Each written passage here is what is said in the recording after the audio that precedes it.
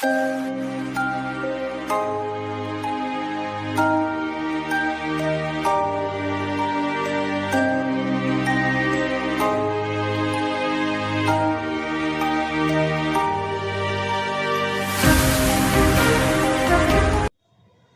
Morning student, सभी लोग कैसे हो। एसकेसी एबीएम की अपनी ऑनलाइन क्लास में मैं सभी का स्वागत करती हूँ, वेलकम करती हूँ। हमने इससे पहले अपने सेकंड बुक का जो तीसरा लेसन है वो कंप्लीट कर लिया था। आज अपना फोर्थ लेसन चलेगा जिसका नाम है ड्रोट, और ड्रोट का मतलब होता है सूखा। ये किसके द्वारा लिखा गया है? शरद चंद्र चटर्जी के द्वारा ये लिखा गया है। ये एक बेंगोली राइटर है जो शॉर्ट स्टोरी भी लिखते हैं और सबसे ज्यादा ये फोकस करते हैं जो विलेज जो लाइफ होती है उसके अंदर क्या क्या स्ट्रगल होता है उसको लेकर के वो ज्यादा लिखा करते हैं। तो इस तरह से हम आज एक नया लेसन शुरू करेंगे। विद्या भारती की ऑनलाइन क्लास में आप सभी का मैं स्वागत करती हूँ। हमने इससे पहले बच्चों जो अपना चैप्टर था वह तीसरा पूरा किया था। आज हम चौथे चैप्टर के साथ हैं, सेकंड बुक से, 12th क्लास से, ठीक है, कंपलसरी से। तो देखिए ड्रोट, आज का अपना जो चैप्टर है वो है ड्रोट, और ड्रोट जो है वह है सूखे के लिए यूज़ किया जाता है। और यहाँ पर राइटर है शरद चंद्र चटर्जी। तो देखिए Sharat Chandra Chatterjee was prominent Bengali novelist and the short story writer of the early 20th century. Most of his work deal with the lifestyle, tragedy, struggle of the village and people and the contemporary social practice that prevalent in Bengal. तो देखो यहाँ पर जो है शरद चंद्र चटर्जी तो इसके writer है, वो प्रसिद्ध बंगाली उपन्यासकार और शॉर्ट कहानी लिखने वाले 20वीं सदी के प्रारंभ में बड़े फेमस थे। उनका जो कार्य था वह ग्रामीण जीवन को चित्रण करने वाला था। वह ट्रेजी यानी दुखांत को प्रदर्शित करता था। वह ग्रामीण जीवन के जो स्ट्रगल हुआ करते थे उनको, और तत्कालिक जो परिवेश में हुआ करते थे उनके बारे में उन्होंने वर्णन किया है। सामाजिक जो जीवन का प्रतिबिंब है वो अपने सामने प्रकट किया है। तो चलो अब हम चैप्टर की तरफ चलते हैं कि इस चैप्टर में क्या दिया गया है वो हम यहाँ पर करेंगे। तो देखना, The village was called Kashipur. It was a small village. Its zamindar was smaller still, yet the tenants dared not stand up to him. He was so ruthless. देखो, the village was called Kashipur. एक गांव था जिसका नाम था Kashipur. It was a small village. ये एक छोटा गांव था, और वहाँ का जो जमींदार था वह स्मॉलर था। कहने का मतलब ये है कि हाइट में छोटा था। तब भी उसके जो किराएदार थे, अर्थात जो लगान भरने वाले जो लोग थे, जो किसान, जो बटाईदार हुआ करते थे, वे उसके सामने खड़ा नहीं हो सकते थे क्योंकि वह बहुत ज़्यादा निर्दयी हुआ करता था। It was the birthday of his youngest son. It was noon. देखो ये दोपहर के बाद का थोड़ा समय आ रहा है। यहाँ पर बताया जा रहा है कि यहाँ पर जो जमींदार था उसके सबसे छोटे बेटे का जन्मदिन था। Tarak The priest was on his way home from the landlord's house. और प्रिस्ट एक पुजारी जो कि लैंडलॉर्ड के घर से यानी जमींदार के घर से वापस आया था, वह रास्ते में था। Where he had been offering prayers, जहाँ पर कि उसे किसके लिए बुलाया गया था? देखिए उसे वहाँ पर पूजा के लिए बुलाया गया था। It was nearing to end of the May. ये लगभग मई के अंत मतलब मई के महीने का अंतिम समय था। But not a patch of cloud could be seen in the sky. लेकिन एक भी पैच ऑफ क्लाउड यानी एक भी टुकड़ा बादल का हम नहीं देख सकते थे आकाश में, अर्थात एक भी टुकड़ा बादल का आकाश में नहीं दिखाई देता था। The rainless firmament poured fire. देखो फ्रमेंट का मतलब होता है आकाश। क्या होता है? आकाश, स्काई। ध्यान रखना बच्चों, फर्मेंट का मतलब क्या होगा? स्काई। तो देखिए स्काई, इसका मतलब होगा स्काई। तो देखिए द रेनलेस फर्मेंट पोर्ड करना यानी उड़ेल देना फायर, कि बिना बादलों का जो आकाश था वह क्या कर रहा था? गर्मी को उड़ेल रहा था, आग को बरसा रहा था। जनरली हम लोग कहते हैं कि आज तो आग बरस रही है, वैसे ही यहाँ पर बात है। द फील्ड, तो इतना समझ में आया बच्चों? यहाँ पर हम काशीपुर नाम के एक विलेज के बारे में जान रहे हैं जहाँ का जमींदार यद्यपि छोटा है, हाइट में छोटा है, लेकिन फिर भी वहाँ के जो टेनेंट्स है, जो किराएदार है, अर्थात जो बटाईदार जो किसान है, वह उसके सामने खड़े नहीं हो सकते हैं। और साथ साथ में अब हमने पढ़ा है कि तारक रत्न एक पुजारी है जो कहाँ से वापस लौट रहा है, जमींदार के घर से वापस लौट रहा है, क्योंकि उसके यंगेस्ट सन का जन्मदिन था और वह वापस लौट रहा है। वहाँ पर उसे पूजा के लिए बुलाया गया था। और जो एटमॉस्फेयर बताया गया है यहाँ पर, वो ये बताया गया है कि जो क्लाउड है, जो बादल है, वो एक भी दिखाई नहीं दे रहे थे। The field in front stretching out to the horizon had broken up into tens of thousands for fissures in the burning blaze, and it looked as though the lifeblood of mother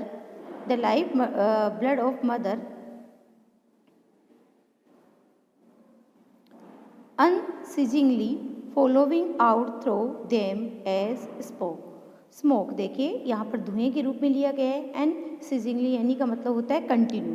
देखो seize करना यानी जकड़ देना और seize को छोड़ देना यानी लगातार। तो देखिए यहाँ पर वो क्या कह रहा है, फिसेस यानी होती है दरारें, बर्निंग वेल ब्लेज का मतलब यहाँ पर जलने से लिया गया है। The field in front stretching out the horizon, कि क्षितिज तक जो खेत थे वह सामने फैले हुए दिखाई दे रहे थे। They broken up into a tens of thousand fissures, कि ये जो खेत थे, ब्रोकन अप का मतलब होता है टूट जाना। ये जो खेत थे ये टूट चुके थे, हजारों जो दरारें थी उनमें। इन द बर्निंग प्लेस, किसके कारण, जो बर्निंग मतलब कहने का मतलब ये है कि जो गर्मी थी उसके कारण क्या हुआ था कि ये जो खेत थे, ये इनकी ये जो खेत थे दरारों में चेंज हो गए थे, अर्थात उनका जो खेत का जो ऊपर का सरफेस था वह पूर्ण रूप से जल गया था और वहाँ पे दरारें हो गई थी। It looked as though the life blood of mother it earth was unceasingly following out through them as a smoke. ऐसे लग रहा था मानो कि धरती माता का जो ब्लड है वह लगातार स्मोक के रूप में यानी धुएं के रूप में निकल रहा है। If one gauge long at its rising, यदि व्यक्ति उस उड़ते हुए धुएं को लगातार देखता रहे, फ्लेम लाइक सिन्यूअस मूवमेंट, देखो सिन्यूअस का मतलब था घुमावदार, और वह आग जो बिल्कुल घुमावदार नजर आ रही है। इट लेफ्ट हिम, यदि किसी व्यक्ति को उसे इस स्थिति में छोड़ दिया जाए, as it were daze with drunkenness, तो ऐसे लगेगा मानो कि वह बेहोशी की हालत में हो गया है, ड्रंकनेस हो गया है, अर्थात वह नशे की हालत में हो गया है। तो कहने का मतलब ये है, यहाँ पर ये बताया गया है कि देखो यहाँ पर ये बताया गया है the field in front stretching out the horizon.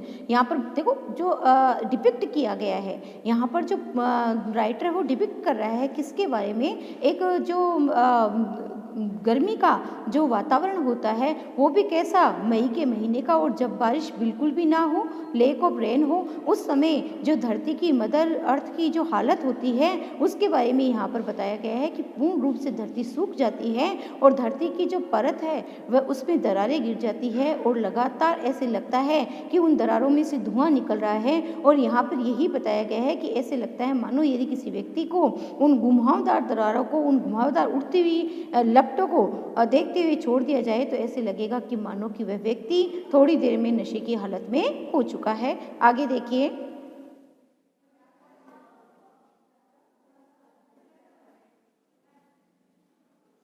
at the end of the field beside the road there stood the house of Gafur the weaver। देखो एट द, अब देखिए आगे पहले हमने ये पढ़ा कि जमींदार के बारे में पढ़ा, हमने उस गांव के बारे में जाना, उसके बाद हमने जाना कि तारक रत्न कौन था उसके बारे में जाना, फिर हमने जाना कि वास्तव में उस समय का जो एटमॉस्फेयर था वो कैसा था। अब हम जानेंगे कि आगे का जो करेक्टर है वो क्या है। At the end of the field beside the road there stood the house of Gafoor the weaver. Weaver एक जुलाहा होता है। तो खेत के अंतिम छोर पे रोड के पीछे या रोड के पास में एक घर बना हुआ था। वह किसका घर था? गफूर का। और गफूर क्या था? जुलाहा। Now that the mud was were in ruins, अब उसकी जो दीवारें थी, क्योंकि वह गरीब था इसलिए उसकी जो दीवारें थी जो किसकी बनी हुई थी? कच्ची मिट्टी की बनी हुई थी। वह रूइंस यानी खराब हो चुकी थी। रूइंस का मतलब होता है खराब होना। The courtyard touch the public highway. Courtyard का मतलब होता है आंगन। जो आंगन था वह किसको टच कर रहा था? पब्लिक हाईवे को। And the inner privacy was thrown on the mercy of the passer by. Passer by का मतलब पासर बाई का मतलब हमने पहले भी जाना है, राहगीर। और वह जो कर्टयार्ड था वह पब्लिक हाईवे का हिस्सा बन चुका था। तो आंतरिक जो प्राइवेसी थी, यानी आंतरिक उनकी जो निजीकरण था उनके घर का या निजित्व था, वह बिल्कुल दया का पात्र हुआ होने लग गया था। किसका? राहगीरों का। अब देखो बच्चों, इसको इस तरह से समझो, मानो कि इसको इस तरह से समझो जैसे कि यह रोड है और रोड के पास उसका घर बना हुआ था और इस घर की जो दीवारें थी, देखो वो दीवारें टूट गई थी। और जब ये दीवारें टूट गई तो उसका घर कैसे बन गया? देखिए यहाँ पर, देखिए उसका घर कैसे बन गया।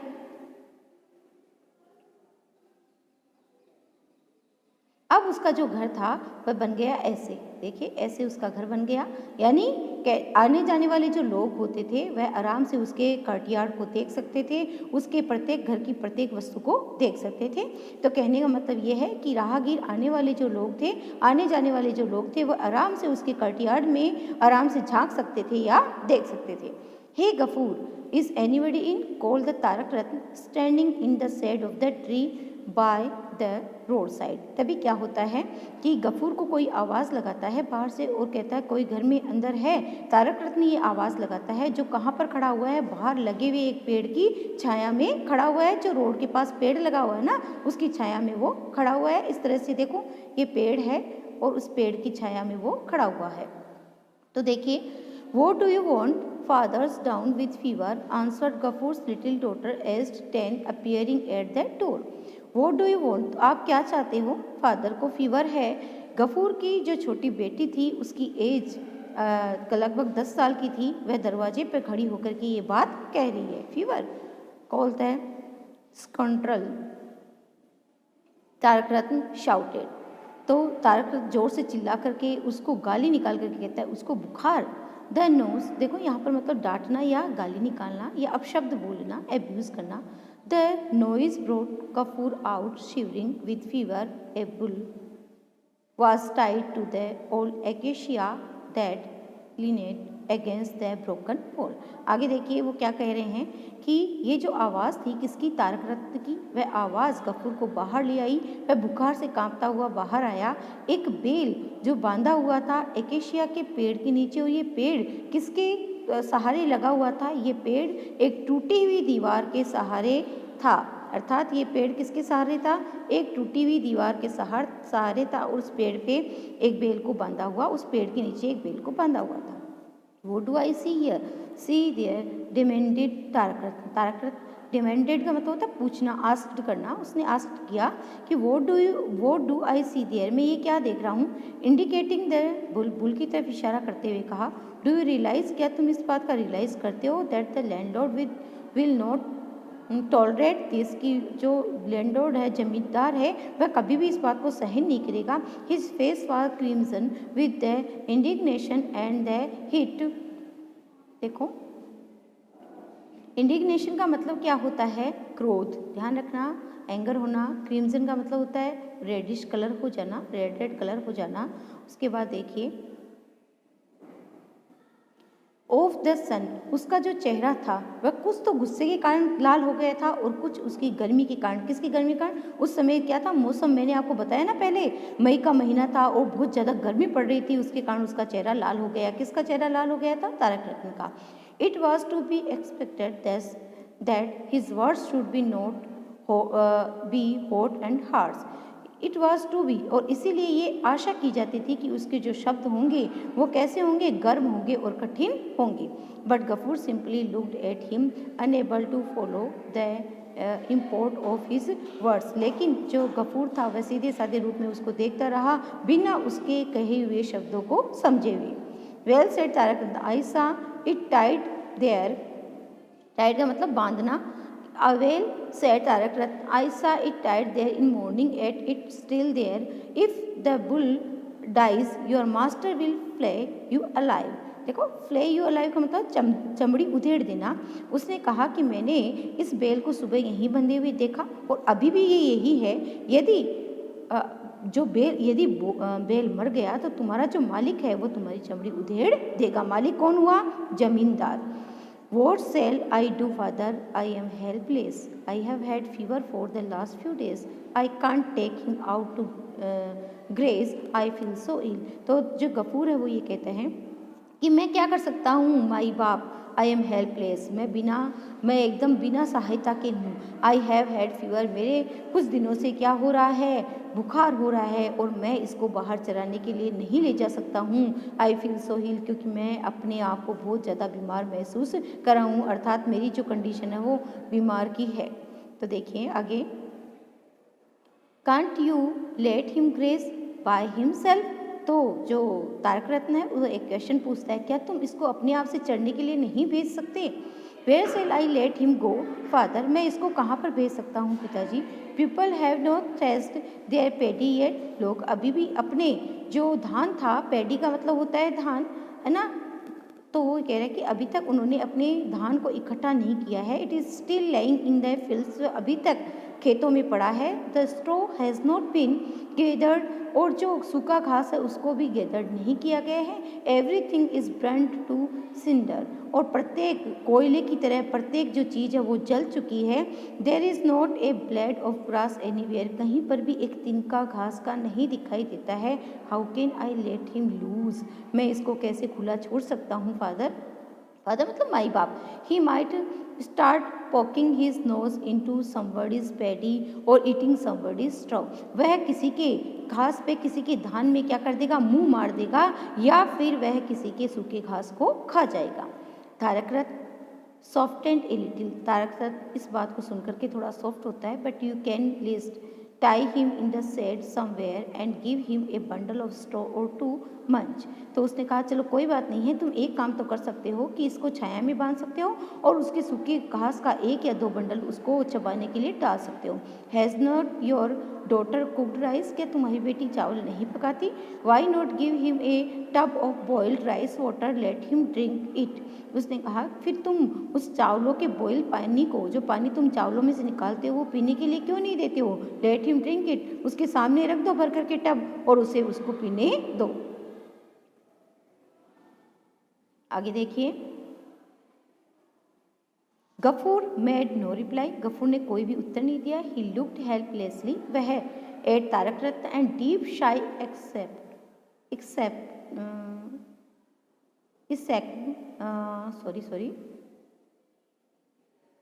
Escaped him. देखिए एस्केप्ड का मतलब क्या होता है, थोड़ा देखो, Gafoor made no reply, Gafoor कोई भी उत्तर नहीं देता है। ही लुक्ड हेल्पलेसली, वह क्या करता है, बिल्कुल बेपरवाह की तरह हेल्पलेस होकर के देखता है तारक रत्न की तरफ। वो एक लंबी सी क्या करता है, शाई का मतलब होता है आहें भरना, आहा को निकालता है।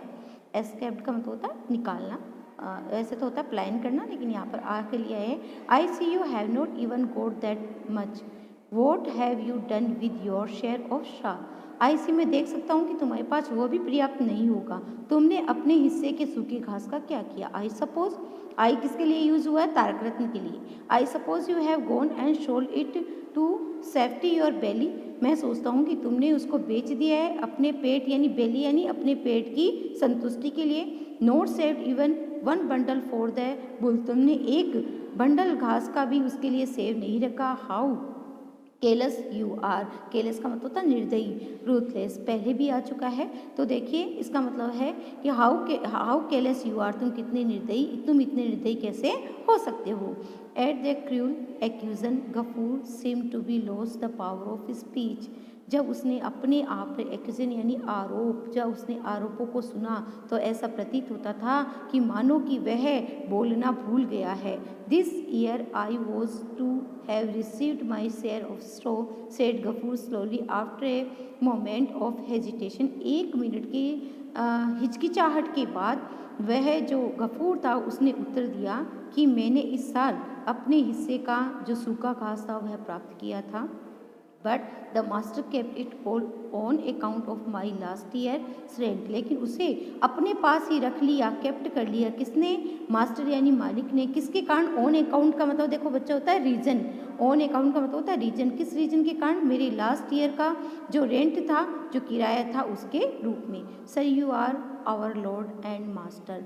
आप हमारे स्वामी हो, हमारी मालिक हो। I implored falling at his feet. वह उसके पाँव में मैं आपसे निवेदन करता हूँ, उसके पैरों में गिर के वो कहता है where am to go if I leave your domain. देखो वो कहता है कि मैं कहाँ जाऊँगा। डोमियन का मतलब होता है क्षेत्र। मैं आपके क्षेत्र को, उसके पैरों में गिर जाता है और कहता है कि मैं आपके इस क्षेत्र को छोड़ करके कहाँ जाऊँगा। Let me have at least a little straw. क्या आप मुझे थोड़ा सा सूखा घास दे दीजिए। There is no straw on my roof. मेरी तो छत पे भी घास नहीं है। We have only one hut in which two father and daughter live. कि हमारे पास तो एक छत है जिसके अंदर हम दोनों ही बाप और बेटी रहा करते हैं। We will patch the roof with palm leaves and manage this rainy weather somehow, but what will happen to our Mahesh without food। उसने कहा जैसे कैसे कह के मेरी जो झोपड़ी है उसको तो मैं पाम लीव से क्या कर लेता हूँ, मैनेज कर लेता हूँ। किसके लिए? रेनी वेदर के लिए। लेकिन मैं उस महेश का क्या करूँ, उसके भोजन का क्या करूँ। तो इस तरह से देखो बच्चों, हमने ये पैराग्राफ जो पढ़े हैं इसमें बताया गया है। पहले पैराग्राफ में हमें इंट्रोडक्शन किया है राइटर ने, किसको लेकर के? काशीपुर को लेकर के।